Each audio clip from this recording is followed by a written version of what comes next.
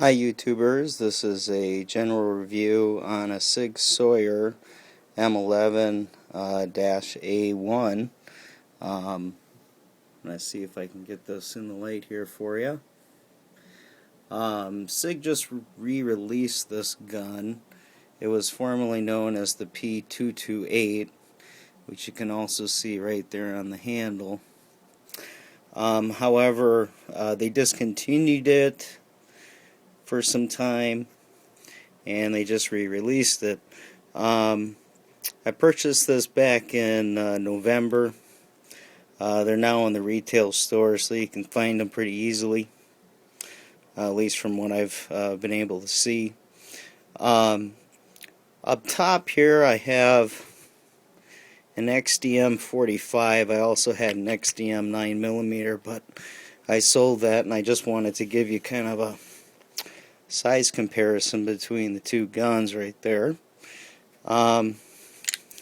If you've never owned a Sig Sauer, there are some really interesting things about a Sig that really make it stand out. First of all, the whole gun is basically metal, where if you look at Glocks or Springfields, there's a lot of polymers that are used and things like that to lighten the gun.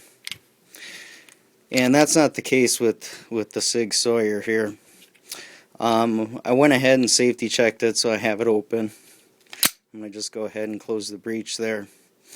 And one of the biggest advantages with the Sig is that this would be a good carry piece, but when you cock it back the first time, and I can't rack the slide, but that actually goes back, which gives you about a 4-pound pull. And so what you can do is use this decocker, and now you're talking about more of like a 12-pound pull. And what that does is that when you're pulling it out for concealment, you have a longer pull, which makes it a much safer gun.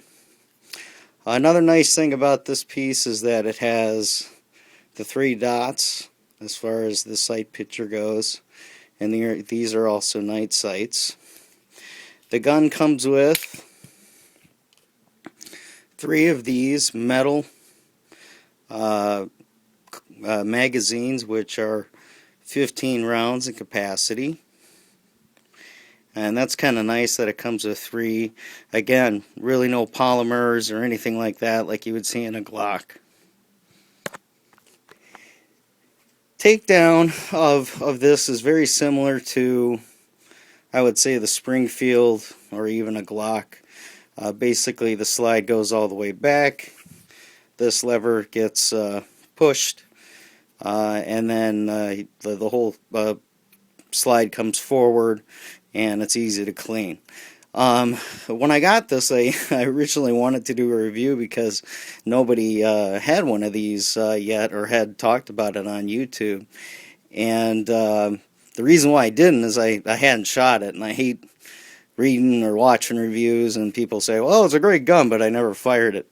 And that's not the case here.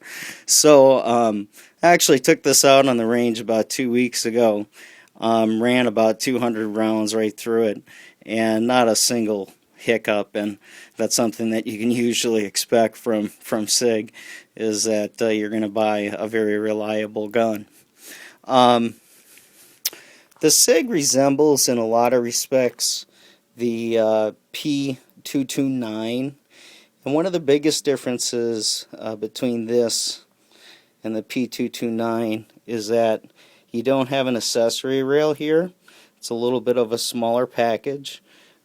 See what I'm talking about here on the Springfield is you have a Picatinny rail down here on the bottom, and that's what the P229s have. So you don't have an accessory option there, but that's up to you if that's something that's really important to you. The mag release is really nice, very handy. It's right here. Just an overall, just an outstanding fit and finish and feel to the gun. and just a pleasure to fire. Now I've owned, I mean, as far as 9mm, I have a G19 Glock. I have this. I used to have an XDM-9. This is an XDM-45. And I just wanted to, again, bring it out for size comparison. They're very, very, very, very close in size. I'm going to go ahead and put this one on the bottom just to give you an idea of the size this way.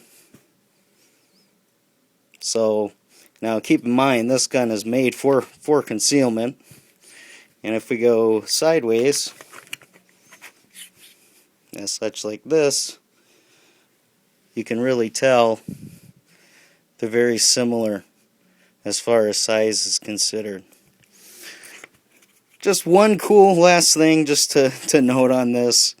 And it's kind of silly, but you know, SIGs have a general look to them, but one of the things I noticed about this gun that a lot of SIGs don't have is the insignia right up here on the top, and you just don't see those on the 229s or 250s and things like that. Price, if you go to a major retailer, you're probably talking about $1,000. I ordered this from Top Gun Supply and got it for $900, and then of course you have to pay your transfer fees and things like that. Where this and a 9mm, you're probably talking about $550.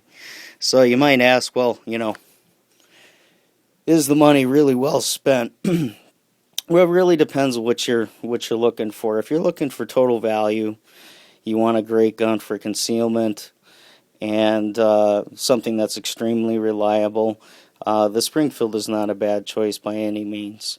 However, this is a duty gun. You know, this is what the military uses, and you can tell right away if you're to shoot this in comparison to a lot of 9mm that you run up against. There just is no comparison. So, but you know, I'd recommend, you know, if you're really on the fence, perhaps go to the range, see if you can rent one. If they don't have one of these, you could do a 229. They fire very similarly. I've shot 229s in the past, and this is very comparable. I also own a P228 45, and one of the things about SIGs that is really noticeable when you're firing is the recoil. There's hardly any recoil, and I think I attribute that to how heavy this gun actually is. I don't know the exact weight difference between the two, but this, even being a 9mm, is a lot heavier than picking up the Springfield. So just something you might want to note. Well, that's all for now. I hope this video helped you. If you have any comments, please post below. And thanks, and look forward to hearing from you. Thanks a lot. Bye-bye.